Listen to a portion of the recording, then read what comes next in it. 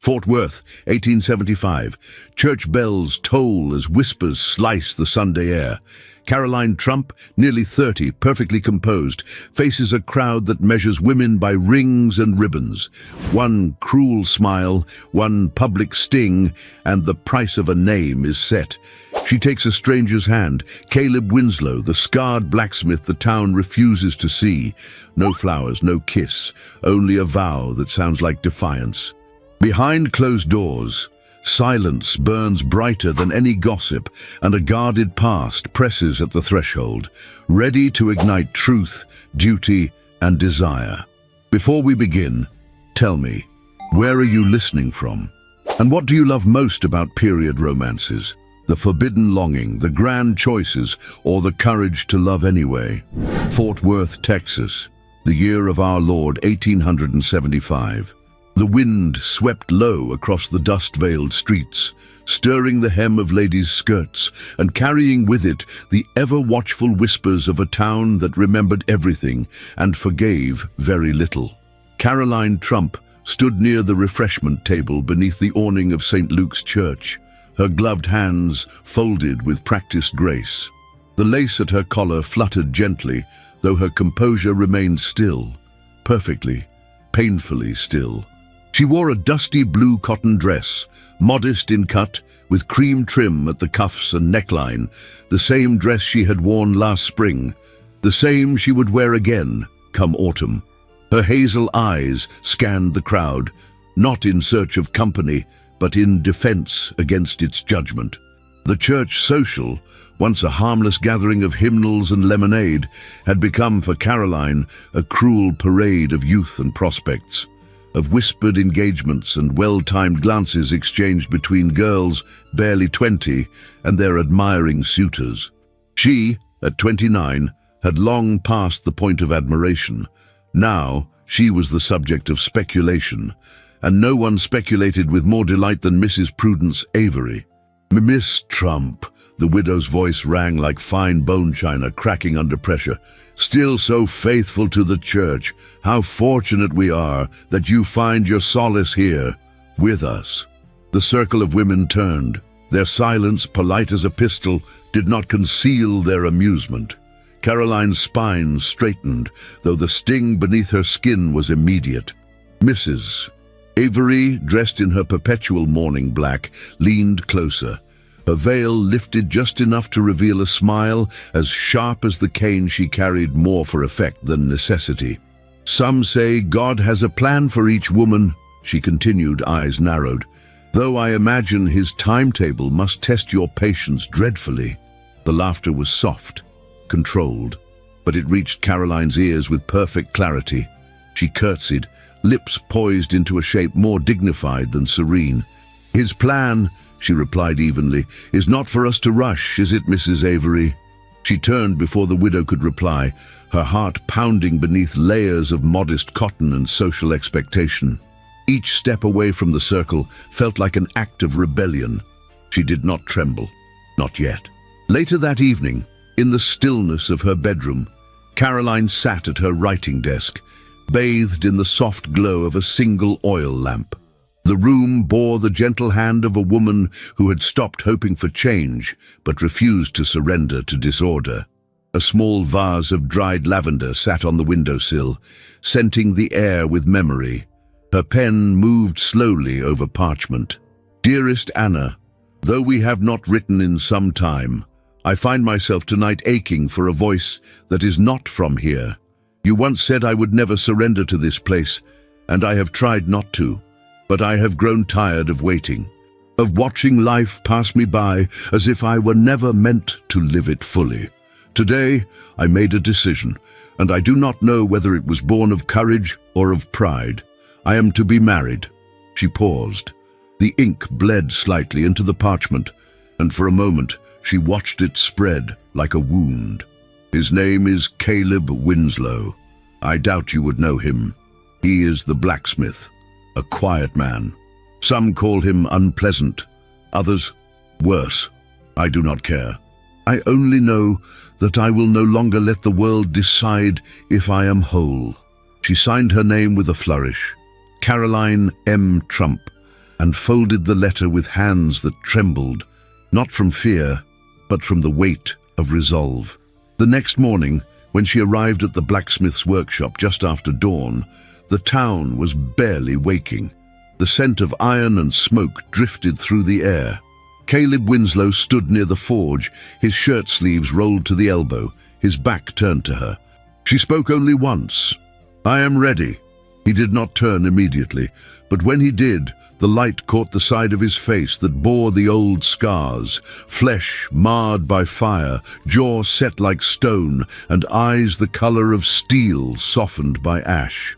He studied her in silence, then gave a single nod. And just like that, without a gown, without flowers, without witnesses, Caroline Trump bound her fate to a man the town feared, the man they ridiculed, the man she had only spoken to twice before. By nightfall, the whispers had already begun. Mrs. Avery declared it a tragedy. Her parents did not come to see her, and Caroline, now Mrs. Winslow, stood in the doorway of a house that was not hers, beneath a roof that did not welcome, beside a man whose silence was thicker than the Texas dusk, but in her chest something beat louder than fear. Not love, not yet, but the first breath of freedom. The wedding took place on a Tuesday, when the streets of Fort Worth were quiet and the sky hung low with a thick curtain of gray.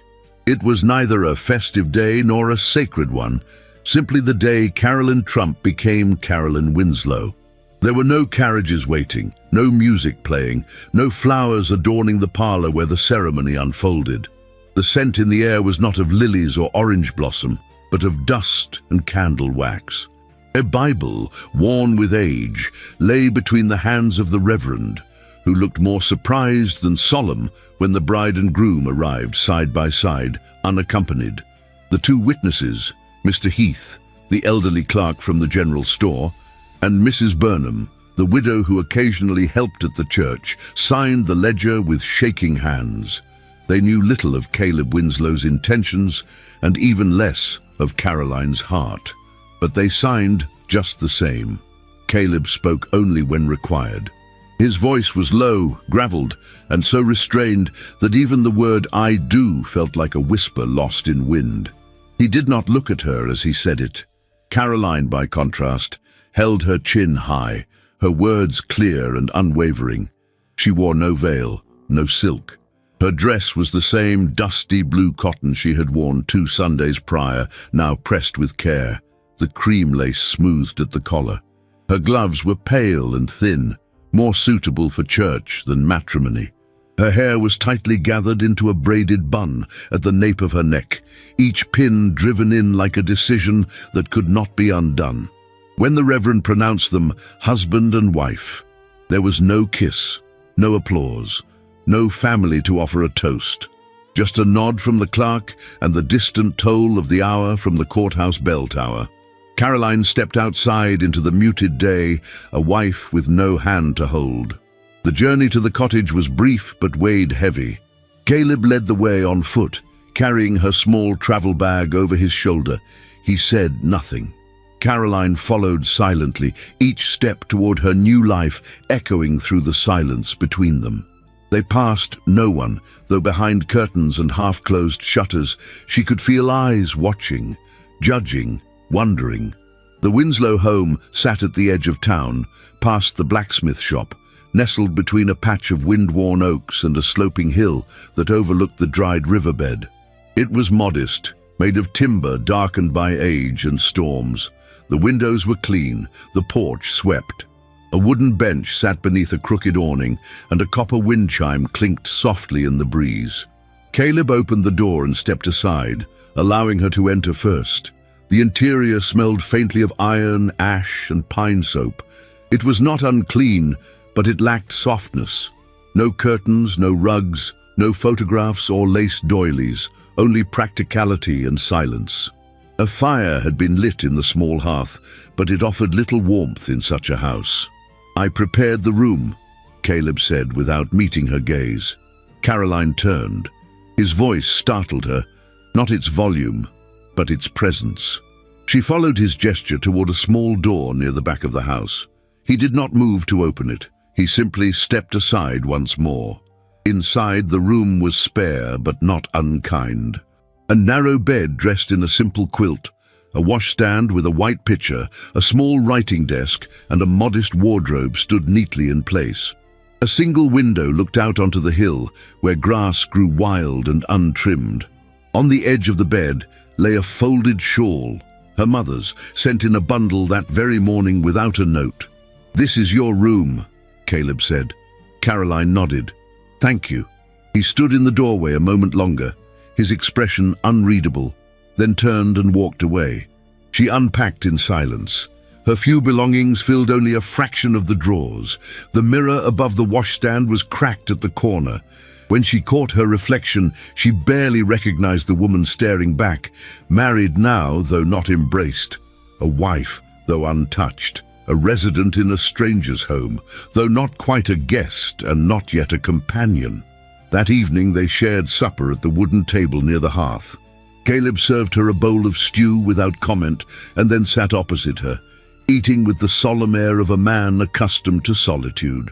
He did not ask how she found the room. He did not speak of the day. He did not look at her mouth, her hands, her eyes. Caroline, too, ate in silence, the taste of rosemary and meat on her tongue doing little to chase away the bitterness of doubt. She glanced at him once, just once, and found him staring into the fire, his mind clearly elsewhere. When the meal was done, he stood, gathered the bowls, and said, "I'll be out back, there's firewood to split." She rose, offering to help, but he shook his head. "It's heavy work." "I'm not delicate," she replied, not with pride but with quiet fact. He looked at her then, really looked, and for the briefest instant she thought he might say something that mattered. But his lips parted, then closed again, as if even his words feared leaving the sanctuary of his silence. When he disappeared into the night, Caroline stood alone near the fire. The room, despite the glow of flames, felt colder than the one she'd left behind at her father's house. Later, she lit a single candle and sat at the desk in her room.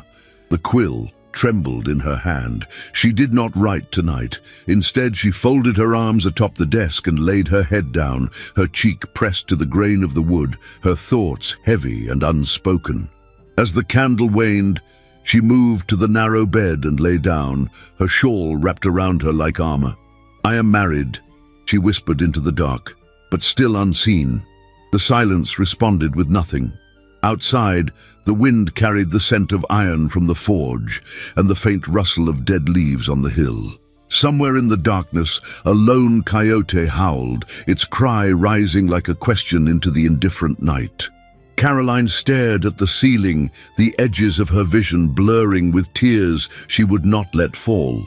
Was this what she had chosen, or merely what had been left? Had she accepted Caleb Winslow's proposal because she believed there was decency beneath his scars and silence? Or had she married the man they all feared simply because he was the only one who had asked? The ache in her chest deepened, not of heartbreak, but of absence, of longing without name or direction. She turned to her side, pulling the quilt up to her chin, seeking warmth in its folds. In the other room, Caleb stirred, his boots against the floorboards, the sound of flint sparking as he lit another lamp, the distant creak of wood beneath weight that moved with caution. They were under the same roof now, but not together, not yet, and perhaps not ever. The first days passed like wind over dry earth, unseen, unheld, but always present. At the edge of Fort Worth, where the wild grass tangled with cedar roots and the town gave way to open sky, Caroline Winslow rose each morning with the sun and set about her tasks in a house that did not yet feel like hers.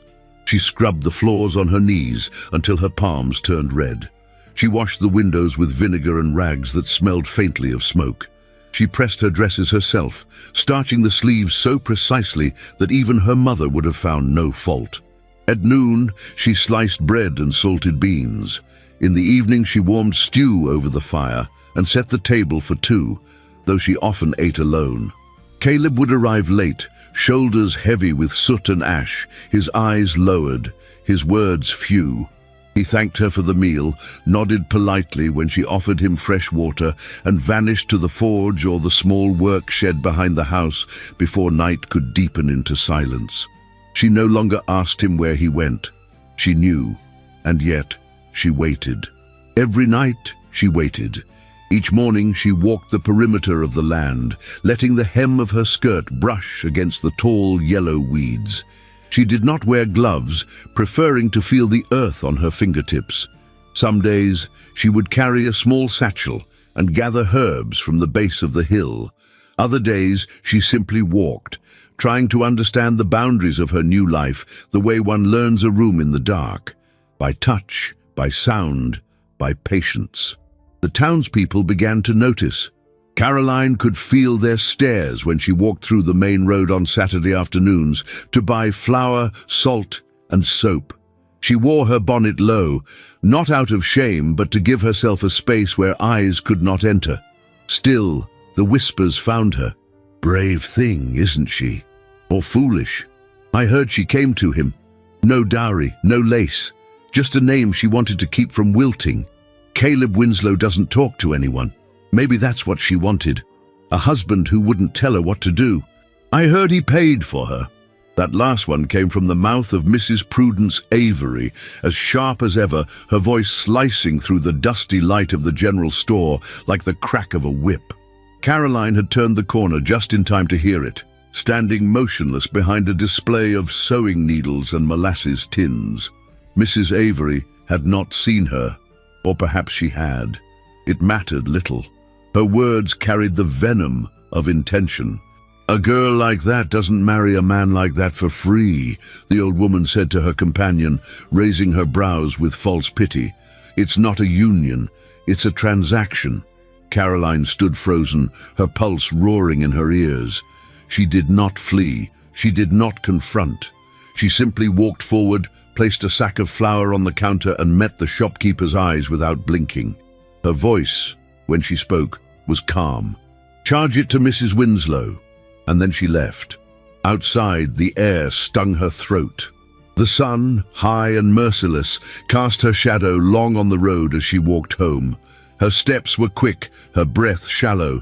She passed a group of children playing with sticks and marbles. One of them, a girl no more than 12, paused her game and looked up. It was Anna Lee, the daughter of the widow who lived a mile up the road. She tilted her head, eyes narrowing as Caroline passed.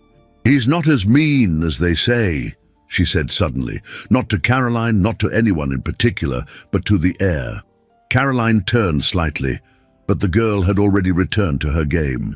When Caroline reached the cottage, she set down her satchel and closed the door without sound.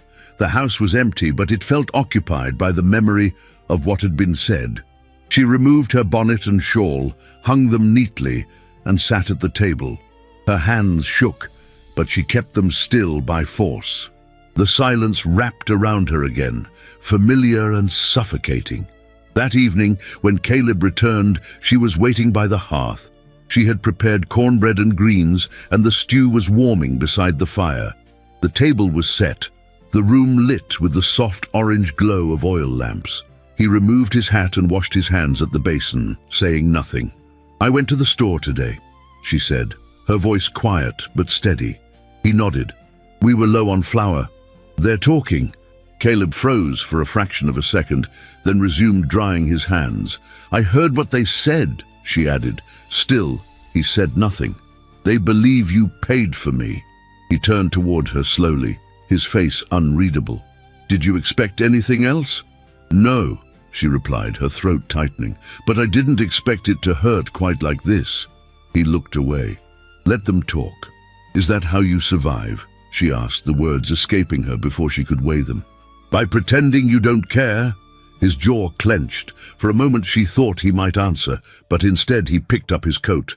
"I have work to finish," he said. The door closed behind him before she could reply. The fire crackled low. Caroline stood alone in the room, staring at the door. A bitter chill crept into her chest, hollow and cold. She walked slowly to her room, the echo of her own footsteps, her only company. She lit the lamp, opened her journal, and sat down. The quill trembled in her hand. Today I heard them speak of me as if I were a purchase, not a person. I returned home and found no refuge. I spoke, and the walls answered louder than he did. Tonight I dreamt that I stood in the parlor, calling his name, but he did not see me. He walked past into the dark, and though I screamed, my voice made no sound. I looked down, and my feet had vanished. My hands were gone. I was not there. I am invisible in my own home. She stopped writing. Her hand hovered above the page, then slowly lowered the quill. Outside, the sound of the hammer striking iron rang through the stillness like a heartbeat. Rhythmic, relentless. She stood and crossed to the window, parting the curtain. There, in the halo of forged light, stood Caleb, sleeves rolled, sweat glistening on his brow. The shadows deepened the lines of his face, but softened the scars. His arms moved with strength, not violence. His body, bent in labor, was not monstrous, but human, wounded, determined. And in the distance near the fence stood a small figure, Anna Lee, watching in silence, her expression unreadable. She did not flinch. She did not hide. Caroline lowered the curtain. She did not know if she had married him for his decency or to escape the shame of spinsterhood. Perhaps both, perhaps neither. But she knew this much. She had married a man whom others had never tried to see, and she feared she might become one of them. The morning began like any other, wrapped in the soft haze of spring dust and rising heat. A faint wind swept through the trees behind the Winslow cottage, rustling the leaves like secrets whispered too low to be heard. The forge, as always, came alive with the crackling of fire and the steady rhythm of steel meeting steel. Caroline had risen before dawn, as she often did now, and had set about her quiet tasks with practiced hands. The water for the wash had boiled. The bread had risen beneath a clean cloth on the window ledge. She had embroidered 3 new initials into handkerchiefs, CW, though she had no clear reason why, only a strange compulsion to leave her mark on something, anything in this house of closed doors and unfinished glances. It was near noon when she heard the sound. A sharp clang, then the unmistakable crash of something falling, followed by silence. A kind of silence that did not belong in a place so defined by its noise. She dropped the towel in her hands and ran. The air around the forge was thick with smoke and heat, the sunlight blurred by the rising haze of coal and flame. She found him crouched beside the anvil, teeth clenched, one hand gripping his forearm tightly. The smell of burned flesh lingered faintly in the air, acrid and unmistakable. "Caleb!" she called, rushing to him without thought. He tried to turn away, to hide the injury as if shameful, but his strength faltered. She knelt beside him, her fingers brushing against his elbow before he could retreat fully. "It's nothing," he muttered, jaw tight. "I wasn't watching the tongs. The iron slipped. Let me see." He hesitated, eyes flickering over her face. She held his gaze. "Please." Slowly, wordlessly, he loosened his grip and let her lift the rolled sleeve. The fabric peeled back with a reluctant whisper, revealing a long, angry welt across his forearm, blistering at the edges, already beginning to swell. Caroline inhaled sharply, then steadied herself. "I need cool water. And salve. Sit down. Don't argue." He said nothing. He simply obeyed. She returned moments later with a basin, clean cloths, and a small tin of calendula balm she'd made from petals gathered on the hill. Kneeling once more, she dipped the cloth into the water and pressed it gently to his arm. He flinched. "I'm sorry," she whispered. "I'm not," he said, though his voice was barely audible. "Just not used to anyone touching it. Not since—" He did not finish. Caroline said nothing. She only continued with careful, reverent hands, as if tending not just to a wound, but to something far more delicate. Her fingers moved with precision, but also tenderness. She did not avoid the scars already present, those pale, twisted remnants of an older pain that crawled from beneath his sleeve and curved around his elbow like roots searching for light.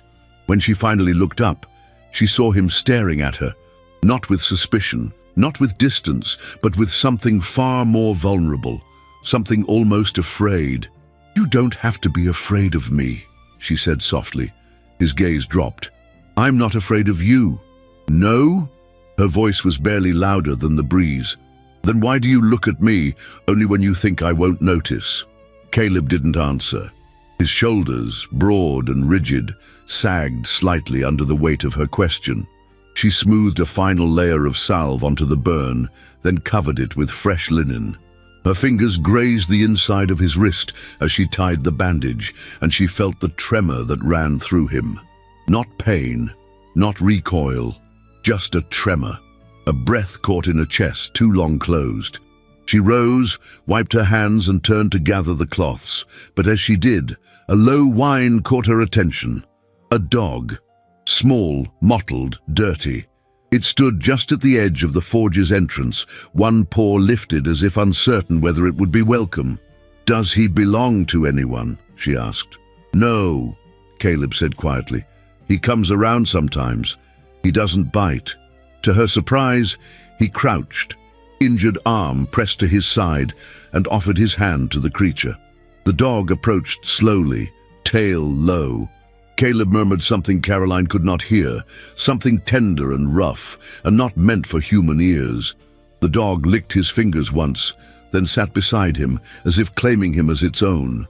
Caroline felt something shift inside her. "You speak kindly to him," she said, her voice thoughtful. Caleb didn't look at her.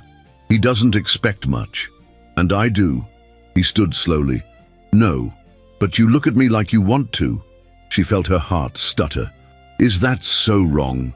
His eyes met hers then, truly met hers, for the first time in days. And what she saw there was not indifference, but fear. Not of her, of what it meant to be seen. "You touch my scars," he said, "as if they don't matter." "They don't," she replied. "Not to me." The dog barked once, a sharp sound that broke the silence, and Caleb stepped back. "I should finish the shoes for Dawson's mare," he said. "They'll be needing them by Friday." He turned toward the anvil, his body once more the shape of solitude. Caroline left without another word. That evening the cottage felt different. The silence was no longer cold, but full, expectant. She moved through the rooms with the ghost of his voice lingering in her ears. "You touch my scars, as if they don't matter." And perhaps that was the beginning of something neither of them yet had the courage to name. She served supper as usual. Caleb came late, his arms still wrapped. They ate in near silence, though he looked at her once briefly and nodded when she asked if the pain had eased. He thanked her, in a whisper, and it was not the words that undid her. It was the way he said them, as if he had never said them before. That night, as she prepared for bed, she found the door to her room slightly ajar. Not wide, not obvious, just open enough that it no longer separated them entirely. She did not close it. Instead, she sat at her desk, opened her journal, and wrote, "Today I saw him, not the scars, not the silence, him, and he let me touch what no one else has touched. I do not know what that means, but I know it matters." She placed the pen down, undressed slowly, folded her dress with care, and slipped beneath the quilt. The wind outside whispered through the branches.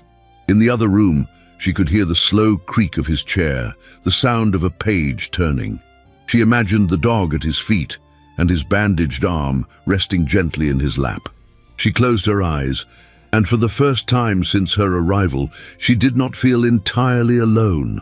The morning began with the scent of wood smoke drifting in through the open kitchen window. It mingled with the faint aroma of lemon oil, the polish Caroline had used to clean the floorboards before breakfast. Spring was unfurling gently around the Winslow cottage. The sky stretched in pale blue above the oak trees, and the sun filtered through the curtains with a quiet, golden persistence. It was the kind of day that suggested peace. Caroline, however, felt no peace. She had woken with a heaviness in her chest that no tea nor sunlight could lift. It was not sorrow, not precisely. Rather, it was an ache, the kind that came from caring too deeply and knowing too little. Caleb had grown present, Not warm, not affectionate, not open, but near. His silences had softened, his glances lingered longer, and that night when he'd left her door ajar, something had shifted between them. But he remained closed, still bound to a past he would not name, and Caroline could not love a ghost. She busied herself with the weekly cleaning, seeking clarity in the rhythm of labor.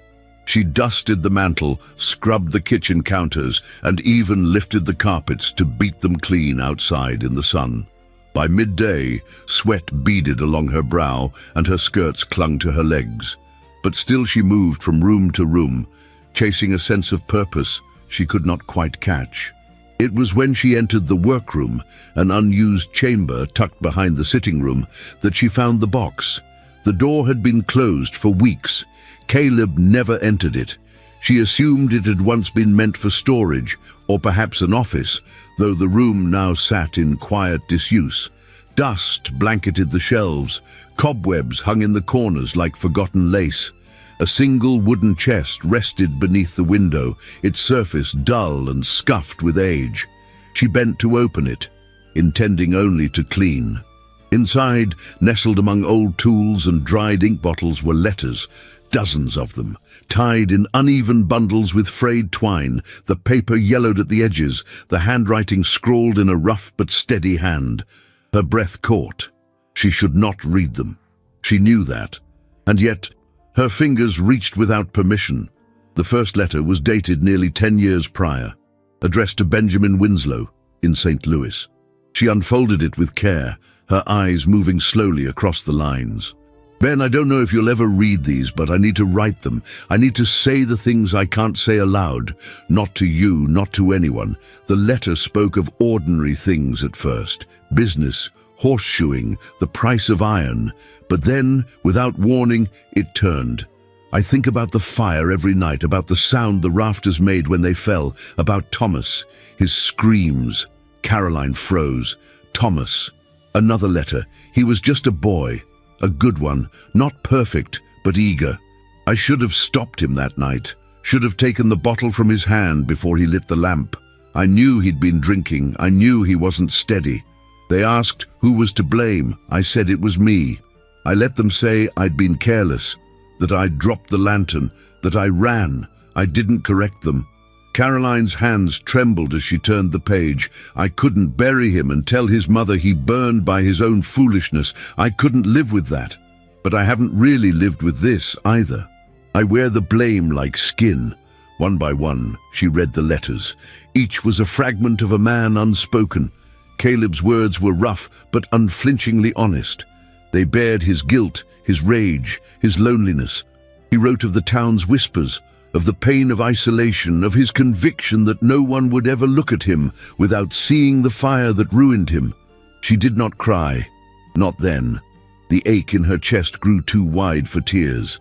She found one letter, written but never sealed, folded more carefully than the rest. It was shorter than the others. I dreamed of forgiveness last night. It had your face. She pressed the paper to her chest. Then, without a sound, she slid one letter, the first that mentioned Thomas, beneath her apron and closed the box. That evening, when Caleb returned from the forge, his steps were slower. He removed his boots with care, nodding once when she greeted him. She had prepared chicken stew and cornbread. He ate in silence. After supper, he began to rise, but she spoke before he could vanish. I went into the back room today. He paused. I was cleaning, she added, and I found the box. His shoulders stiffened. I read some of the letters, she said. For a moment she thought he hadn't heard her, but then, slowly, he turned. His face was unreadable. You had no right, he said. I know. You read things that weren't yours. Yes, she whispered. I know that too. The silence stretched between them, taut as wire. I didn't want you to see that, he muttered. I know. He moved then toward the hearth, hands clenched at his sides. She followed. I know about Thomas, she said softly. I know it wasn't you. He turned sharply. I never said that. You didn't have to. His jaw tightened. You think it makes me a hero? No. His eyes searched hers, desperate and furious all at once. "You think it was noble, taking the blame?" "No," she said again gently. "I think it broke you." His breath caught. She stepped closer. "I think you've lived in punishment for so long, you've forgotten how to live in anything else." He looked away, but she could see the pain rising in his throat like smoke. "You shouldn't be married to a liar," he said hoarsely. "But I am," she replied, "and I'm still here." His eyes lifted to hers then, and the look in them was not gratitude. It was terror. The terror of being seen. "I buried that fire in my chest," he said. "Every day since, it's burned me from the inside out." She reached for his hand. He didn't move. "You don't have to burn alone anymore." He blinked, once, then again, and said nothing. She didn't press him, she didn't cry. She simply held his hand, warm and calloused and trembling, and let the silence fall between them again. But this time, it held something softer. Later that night, after he had gone to the forge, Caroline returned to her room. She unfolded the letter she had kept and placed it carefully in her journal. "Not to steal," she wrote beside it, "but to return when he forgets he ever hoped." She closed the book, placed it beneath her pillow, and lay in the dark, her heart heavy, but no longer alone in its weight. The storm arrived just after nightfall, not with a whisper, but with the growl of something ancient waking from a long sleep. The wind had shifted at dusk, turning sharp and impatient, rattling the shutters with the restless fingers of unseen hands. The sky, once soft with the promise of rain, had darkened to an almost bruised violet, and the first strike of lightning split the horizon with merciless clarity. Thunder followed close behind, loud, insistent, as if demanding to be heard. Caroline stood near the window, her arms crossed lightly over her chest, watching the trees sway like dancers caught in a waltz they had not chosen. The rain began soon after, heavy and cold, drumming against the roof and flooding the garden in minutes. The cottage creaked under the weight of the weather, and somewhere above, a dull thump announced what she already feared: a leak in the roof. She moved quickly, gathering pots, bowls, and the old copper basin from the washstand. She placed them beneath the rhythmic drip of betrayal from the ceiling, one in the hallway, one just outside Caleb's door, and another, reluctantly, in the sitting room. The fire in the hearth flickered nervously as wind hissed through the chimney, but she stoked it, added 2 more logs, and willed the flames to hold their ground. A door creaked behind her. Caleb emerged from the corridor, his shirt half-buttoned, his sleeves rolled. His hair was damp from stepping outside to secure the barn shutters, and water clung to the edge of his jaw, where the fire hadn't scarred the skin. The left side of his face remained in shadow, but the right, unmarred, strong, weary, was bathed in firelight. "There's a leak," she said gently, as if the roar outside had not already announced it. He nodded, his eyes scanning the buckets she had set down. "I'll fix it when it clears." "I know." He stood there a moment longer, then moved toward the hearth, dragging the heavy armchair slightly closer to the flame. He sat down with a slow exhale, as if lowering himself into the night itself. She hesitated, then she joined him.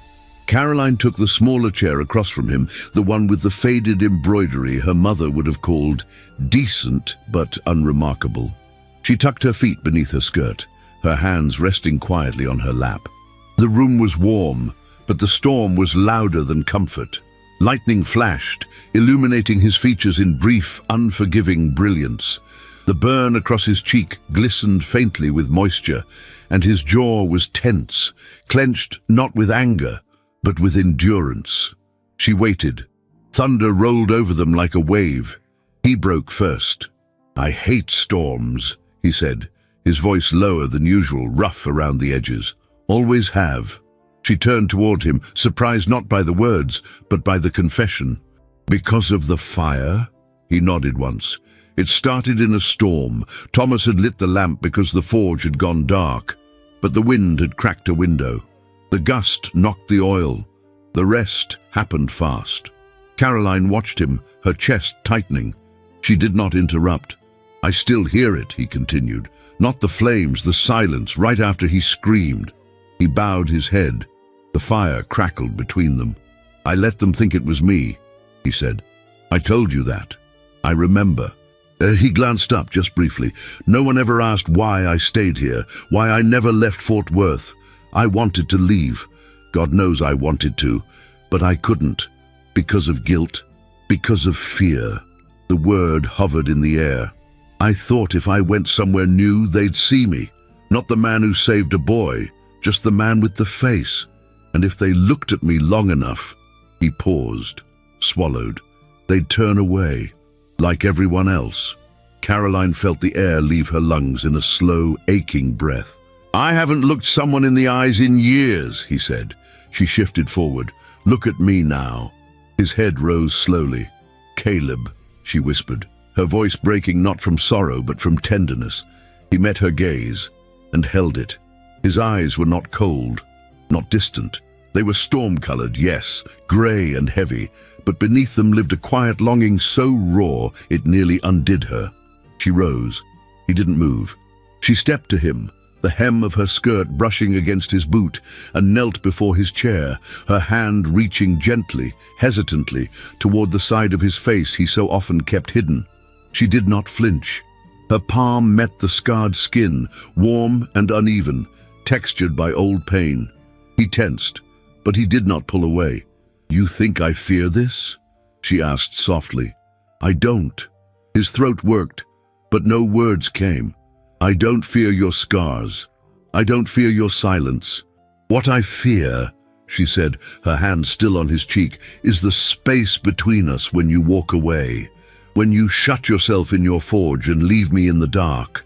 I didn't mean to." "I know," she whispered. She stayed there, her hand resting on his face, until the next flash of lightning dimmed again into quiet. He lifted his own hand slowly, as if uncertain it was allowed, and touched her wrist. His fingers trembled. She rose to her knees, and for one brief second their foreheads nearly touched, but they didn't. That was not the moment's purpose. Caroline stood and returned to her chair, curling into it once more, though her chest now burned with a heat that had nothing to do with the fire. Caleb leaned back, his eyes closed, his breathing uneven. Neither of them spoke again that night. When the fire burned low, Caroline stood, carried her candle to her room, and left the door just slightly open behind her. She did not dream, but when the morning came, the storm had passed, and so had something between them. Not the pain, not the history, but the silence, once cold and hollow, was no longer empty. It was shared. The days after the storm carried a hush unlike any Caroline had known before, an expectant quiet, as though the land itself waited for something to blossom. The ground, saturated from the rains, grew dark and rich. Patches of green returned to the hill behind the Winslow cottage, and the flowers Caroline had once thought too stubborn to bloom began to press their petals through the soil. Inside the house, something else began to grow, slowly, gently, like the roots of a tree pushing deeper into earth. Not passion, not yet, but presence, a shared rhythm. Caleb no longer vanished into the forge without a word. He lingered. He asked if she had slept well. Sometimes he would pass her in the narrow hallway and pause, as if on the verge of reaching for her shoulder, though his hand never quite rose. And Caroline, though still careful in her hope, began to lean into the space that was no longer cold. It was she who crossed the line first. One morning, while he was tying his apron, she stepped into the forge, sleeves rolled, hair coiled into a loose knot at her nape. He looked up, surprised, his hands stilled on the strap across his chest. "I can help," she said, not waiting for permission. "I won't touch the iron. I'll keep to the ledgers. The orders need organizing, and you're undercharging for every set of horseshoes." He blinked. "You've looked at my books?" "I live in your house," she replied gently, "and you leave the books on the kitchen table." He said nothing, but his mouth quirked, just barely, at the corner. And from that morning on, she was no longer just a presence in the background. She became the blacksmith's wife, not just in name, in practice. She took charge of the account logs, corrected errors, listed material costs, and ensured payment was collected in full. She met with clients when Caleb was at the forge, ranchers, wagon drivers, farm hands with coin and calluses. She listened, nodded, took measurements, and returned with accurate orders written in her fine school-trained script. At first, they looked at her with hesitation, but the hesitation gave way to curiosity, then to respect. "She's sharp," one man muttered to another after a transaction. "Doesn't blink when you mention price. Like she's seen more than lace and porridge in her day." Word spread, and with the town's murmurs shifting, even the children began to soften. One afternoon, as Caroline swept the front porch, a small voice called out from the road, "Mrs. Winslow?" She turned. A boy of perhaps 7 ran toward her, dusty-cheeked, missing a front tooth, his clothes mended in 3 different places. He carried a small, rusted horseshoe in both hands. "Papa says thank you," the boy said breathlessly. "The wagon's wheel stopped squeaking just like you said. Caleb fixed it good."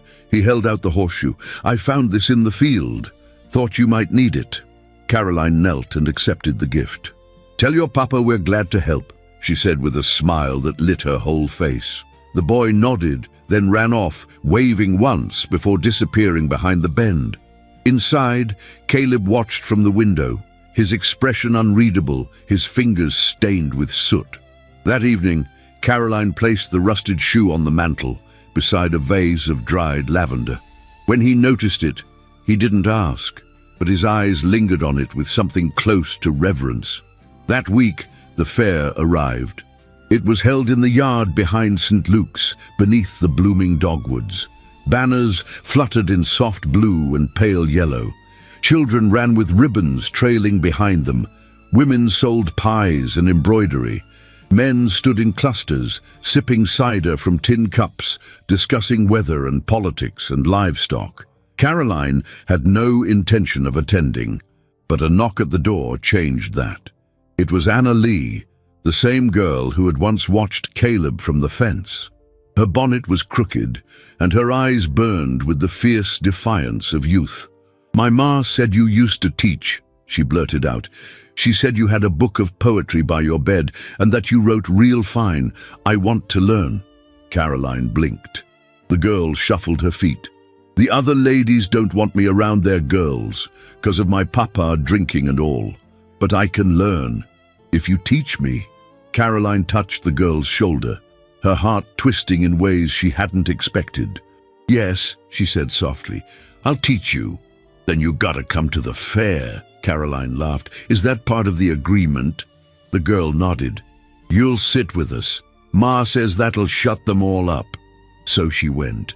She wore her cleanest gown, olive green, with the small mother-of-pearl buttons she had once kept hidden at the back of her wardrobe. Her shawl was pale beige, lined with hand-stitched trim. She wore her hair low, with 2 soft strands framing her face. When she arrived, people looked, but they did not whisper. They nodded. She held her head high and moved through the crowd with grace, greeting those who greeted her, smiling gently at those who did not. And then she saw her. Mrs. Avery stood beneath the white tent, lips pursed, bonnet fastened too tightly beneath her chin. She watched Caroline with eyes like flint, arms folded neatly at her waist. "Well," she said aloud, though clearly not to anyone, "I suppose even a barn cat can be taught to sit on a cushion if you feed her enough cream." Caroline stopped. The words hung there. Anna Lee tugged at her hand, ready to pull her away. But Caroline did not retreat. She turned. With calm, deliberate steps, she approached the tent. The crowd quieted. "I do not expect to please you, Mrs. Avery," she said, voice clear but not cruel. "But you should know, cats have better memory than most people, and they do not forget who tried to poison their milk." A few chuckled. Mrs. Avery blanched. Caroline nodded once, then returned to the table where Anna Lee waited. That evening, back at the cottage, the forge was already cold. The sky had turned lilac at the edges. Caroline lit the lamp in the kitchen and removed her shawl, still humming one of the songs from the fair. When she turned, she saw it on the table. A polished horseshoe, not rusted, not plain, shaped into a delicate heart, its surface smoothed and darkened with oil. A small ribbon, green as her dress, had been tied through the curve. Her breath caught. She reached for it, her fingers trembling slightly. Behind her, the door to the forge creaked open. Caleb stood there, his shirt unbuttoned at the throat, the firelight from inside casting his silhouette long across the floor. He did not speak. She turned to him, holding the horseshoe against her chest, and smiled.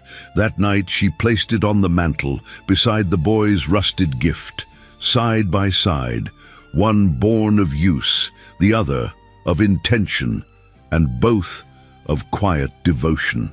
The morning began with golden light and the scent of bread rising in the oven. Caroline stood at the kitchen window, her hands dusted in flour, her mind soft and still.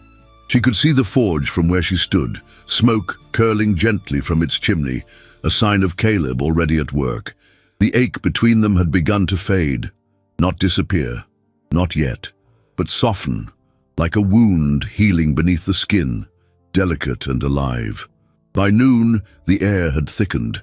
The sun bore down on the town of Fort Worth with an intensity that made even the dogs lie still in the shade. The dry grass crackled beneath every footstep, and the leaves on the cottonwoods barely stirred.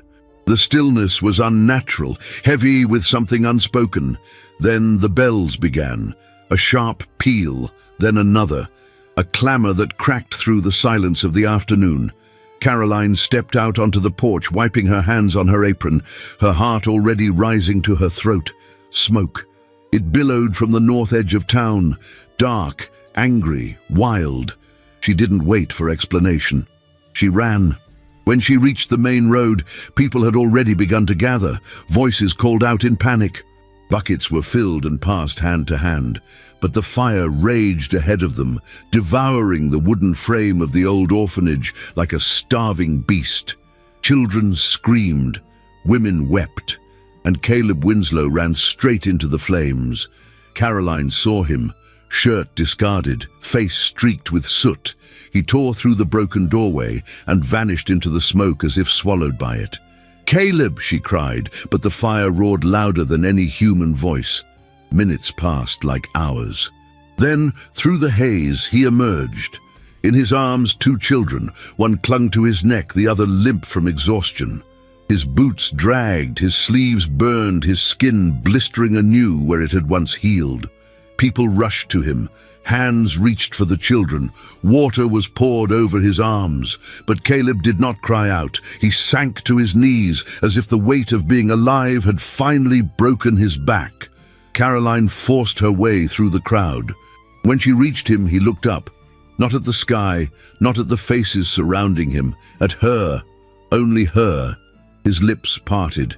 Then he collapsed. The doctor's home smelled of liniment and tobacco. Caroline sat at his bedside, her apron stained with ash, her hands folded tightly over a letter, the same letter she had hidden weeks before, the one that spoke of guilt, of Thomas, of silence. Caleb had not woken in hours. The doctor said the burns were painful but not fatal. His body had withstood worse. But Caroline knew this pain was not only of the flesh. She sat beside him into the night, refusing tea, food, conversation. She watched the slow rise and fall of his chest, listened to the murmured dreams that slipped from his lips in sleep. Once, in the early hours, he called her name. Not loudly, not with desperation, but with familiarity. She reached for his hand, her fingers threading gently through his. His skin was warm beneath the bandages, and his pulse, though faint, was steady. Her other hand held the letter. By dawn, her head had fallen to the mattress. She slept beside him, not in the bed, but close enough to feel his breath. The letter rested between her fingers, crumpled from being held too long, too tightly. When Caleb opened his eyes, the first thing he saw was her. Not her face, not yet. Her hand, small, strong, clutching his, and the letter. His letter. He stared at it in silence, then he looked at her. Caroline stirred. Her lashes fluttered. When she saw him awake, her eyes filled, not with panic, not with questions, with love. "You kept it," he said, his voice raw, barely audible. "I couldn't throw it away," she replied softly. "It was the first time you let me hear your heart." He swallowed. "You shouldn't have—" "Read it?" she asked gently. "No, maybe not, but I'm not sorry." He looked away. She sat up, leaning closer, the letter now resting between them on the blanket. "You carry too much, Caleb. You hide so much. And I think you forgot something along the way." "What?" "How to be forgiven." He blinked. She took his hand again. "You don't have to bleed to be good." A tear escaped the corner of his eye. He turned his face to the pillow to hide it, but she saw and said nothing. Later, when he could sit upright, she helped him drink broth from a spoon. The room was quiet. The world, for a few hours, forgot its demands. He watched her as she tucked the blanket higher over his chest. Then he spoke. "I have loved you in silence," he whispered. "For so long I almost forgot how to say it aloud." She froze, then met his eyes. "I know," she said, and kissed him, not with hunger, not with possession, with promise. With every breath he had not taken, with every word he had buried, with every beat of his heart that had lived too long in the dark. That night when they returned home, the town watched from their porches, not with scorn, not with whispers, but with awe. The blacksmith had saved 2 children, but it was Caroline who had pulled him from the fire. The bells of St. Luke's rang with their usual solemn cadence on that Sunday morning, yet the town felt altered, like a painting slightly shifted on its nail, familiar yet unfamiliar. The scent of lilac floated from the churchyard trees, and the narrow street was lined with townsfolk dressed in their best coats and bonnets, moving with the slow, measured steps of tradition. Caroline stood at the mirror in her bedroom, fastening the final button on the back of her cream muslin dress. It was not her finest garment, nor her simplest. It had once belonged to her mother, who had worn it with quiet defiance at her own time of trial. The lace collar had yellowed slightly with age, but Caroline had pressed it carefully that morning. She had braided her hair into a crown, pinning it with a single pearl comb. No hat, no gloves, only honesty. Outside, the wind stirred gently through the tall grass on the hill. From the distance came the echo of a wagon's wheels and the hollow clip of hooves over dry dirt. The day was clear, too clear perhaps for what was to come. The townspeople had gathered early for service. After the fire at the orphanage, there had been a tremor through the community, not of fear, but of realization. For once, the subject of conversation was not Caroline's status, nor Caleb's scars, but his act of courage. And still, not all welcomed the change.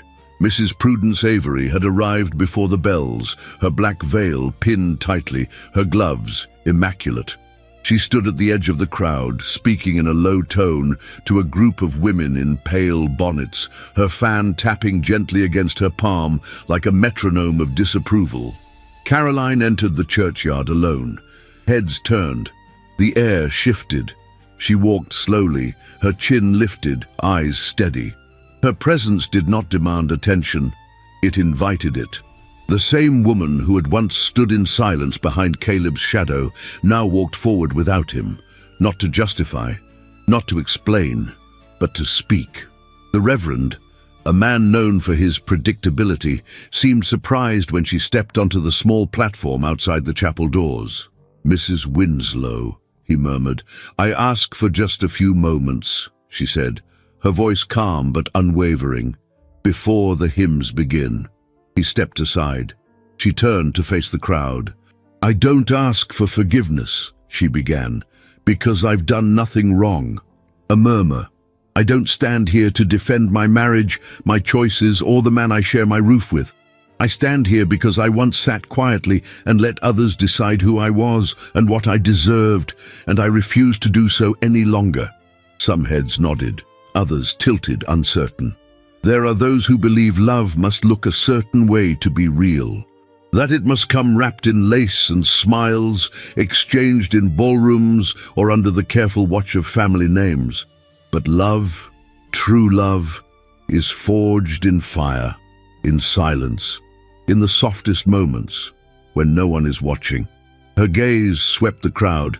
I have seen the kind of love that does not flatter, it does not seek praise, it bears weight, it carries scars. She paused. My husband is not the man some of you warned me about. He is not a beast. He is not broken. He is a man who has suffered, who has protected, who has endured things no one here dared ask about. And still he walks among you. Still he serves you. More murmurs. She took a breath, then added more softly, and I have loved him for it. Quietly, without permission. Silence. Not hostile. Not tense, just still. It was Mrs. Avery who shattered it. A touching speech, she said, stepping forward. Her voice, brittle with sugar, reached across the gathering. But words are not deeds, nor are they proof of good judgment. You may find some here are moved by sentiment, Mrs. Winslow, but the world still has eyes. Caroline turned to face her. I know, she said, but some eyes are blind by choice, and others are beginning to see. Just then, from beyond the chapel gate came the sound of approaching footsteps. Slow, measured. The crowd parted. Caleb Winslow appeared, his left arm wrapped in clean bandages, his shirt collar slightly crooked. His gait was careful, but steady. His face, marked and solemn, carried no shame, only purpose. He walked straight to Caroline. He did not speak. He did not bow. He reached for her hand and took it. There, in front of every face that had once turned away from him, he held his wife's hand, scarred and steady, marked and real. And Caroline, without hesitation, folded her fingers between his. A hush fell over the yard. Mrs. Avery's lips tightened. She opened her mouth to speak again, but the crowd had already begun to shift. A nod from the butcher's wife, a soft God bless them from a woman in the second row, and then, unexpected, unbidden, a clap. One, then another. Not loud, not theatrical, but enough. Enough to crack the old silence. Mrs. Avery stepped back, her voice silenced not by argument but by irrelevance. Caroline turned to Caleb, her eyes glistening but unafraid. He looked at her, not through her, not past her, but into her, as he had in the storm, as he had in the fire. And for the first time, she saw no hesitation there, only peace. When the bells rang again, they walked into the church together, hand in hand. The town no longer laughed. It listened.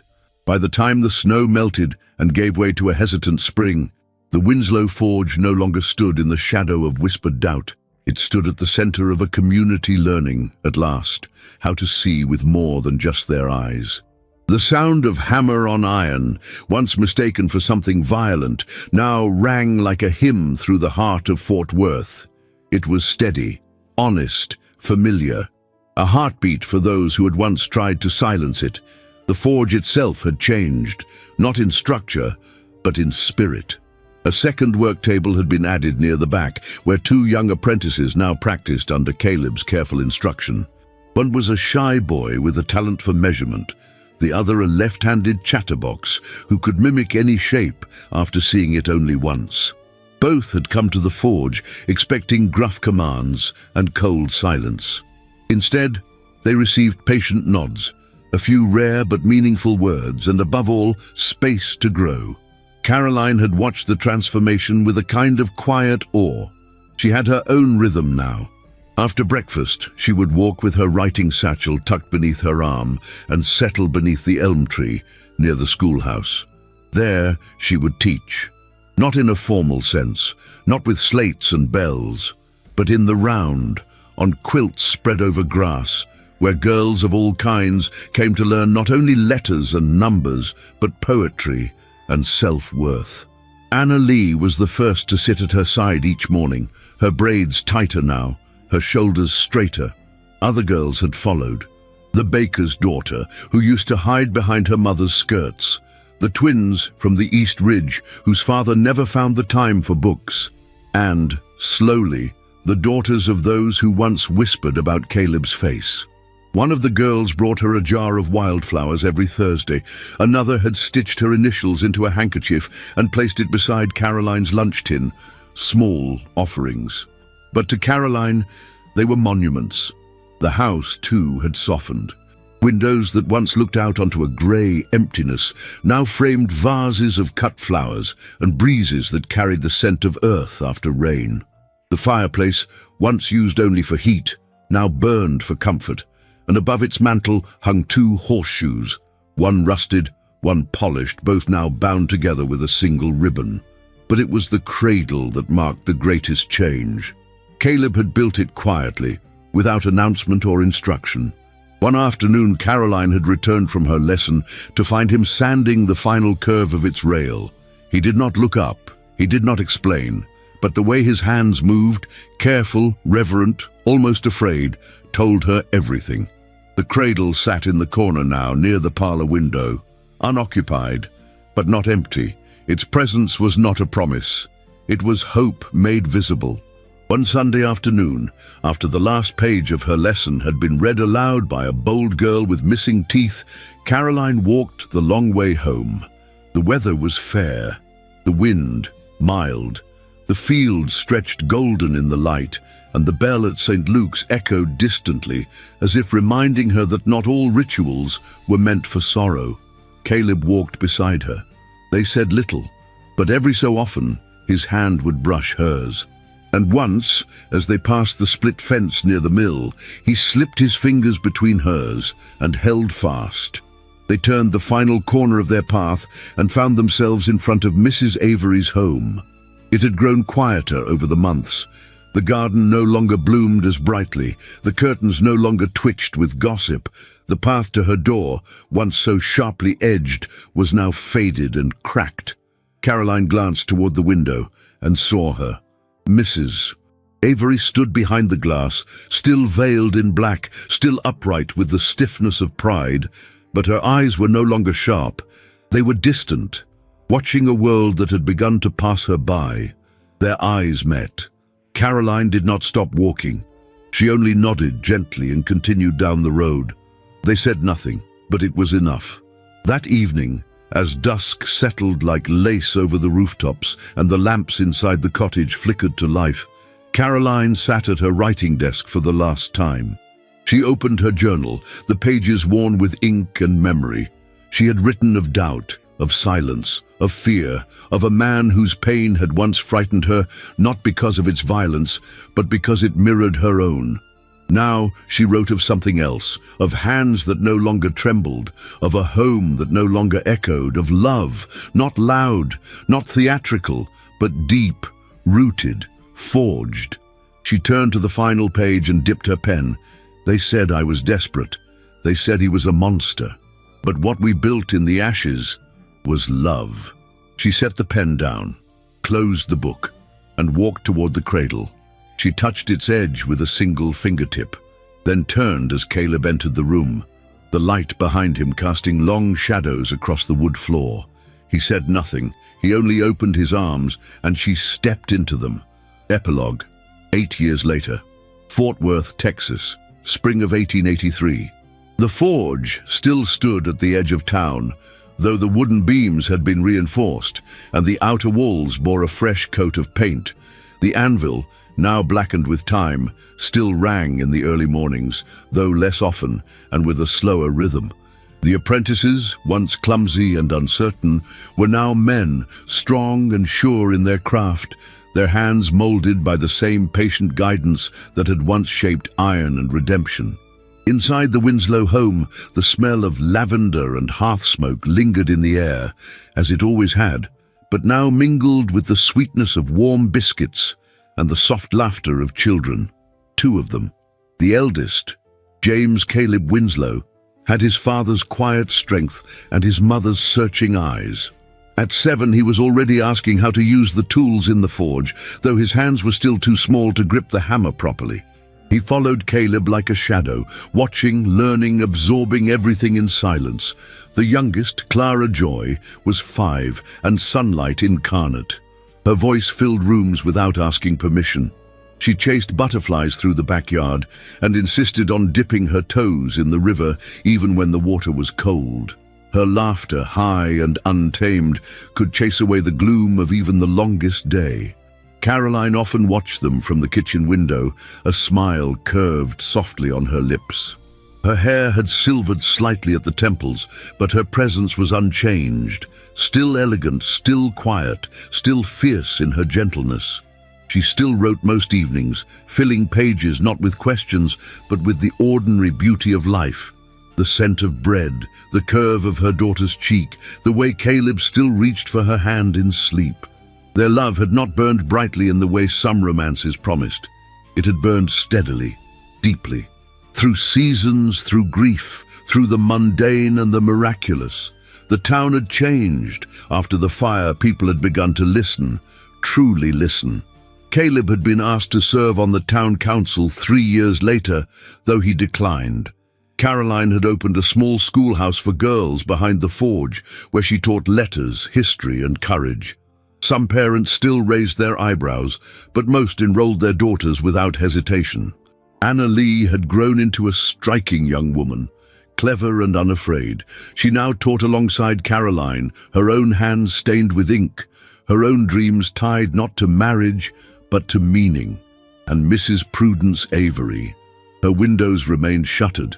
Her garden, once manicured, had turned wild with ivy and neglect. Time had not been kind to her pride.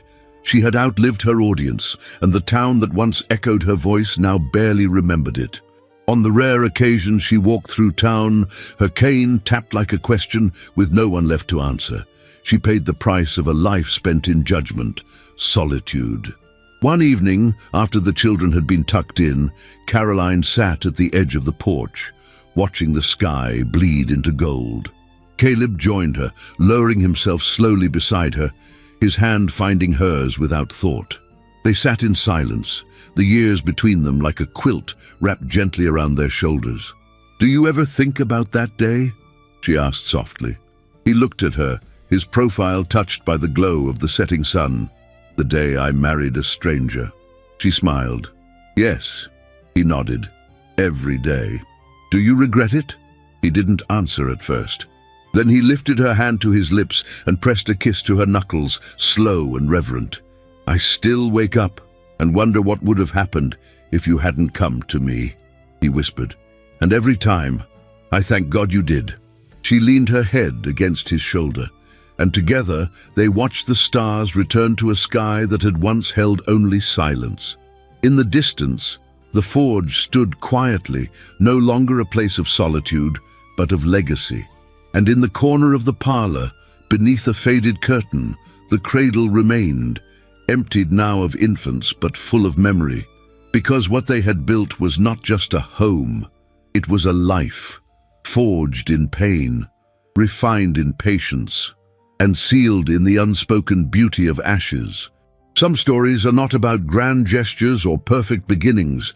Some stories, like Caroline and Caleb's, are about the quiet strength it takes to choose love in a world that doubts you, about seeing past scars, both visible and hidden, and learning that what we build after the fire can be more beautiful than what was lost. This was a story of courage, of second chances, of finding light not in perfection, but in perseverance. And now, dear listener, we turn to you. What did this story stir in your heart?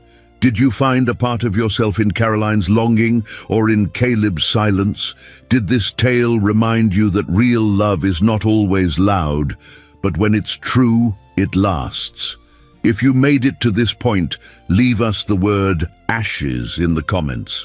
It will be our quiet signal that you too believe beauty can rise from them. If this story touched you, consider sending a super thanks, any amount you choose. It helps us continue creating these stories with the care, music, and voice that bring them to life. But if now's not the time, that's okay. Sharing this story with a friend or loved one helps more than you know. And if your heart is still open to love stories that stay long after the screen fades to black, check out the other tales I've left for you in the cards. They're waiting to be felt. From all of us who bring these worlds to life, thank you for watching, for feeling, for believing. Until the next story, may you always remember, sometimes the quietest love is the one that changes everything.